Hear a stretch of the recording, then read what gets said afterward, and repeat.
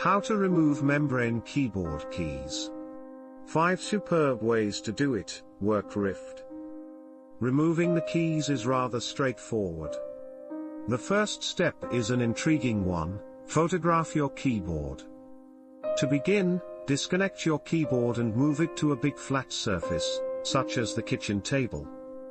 It's preferable to perform this in a location where you won't lose any keys or screws.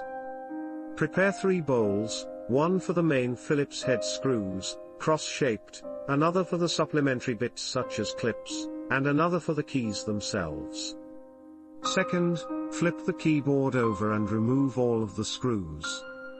They are almost certainly Phillips head screws, therefore use the proper screwdriver. Once all screws are removed, your keyboard should disassemble. Following that, you'll use the slotted screwdriver to unscrew the keycaps. They should be secured to the key with 2 little clips on each side. You shouldn't have to exert too much pressure, they should pop out rather effortlessly. It is preferable to avoid removing the Enter/Return key, since it may be a real hassle to reinstall. Don't forget to subscribe to our channel.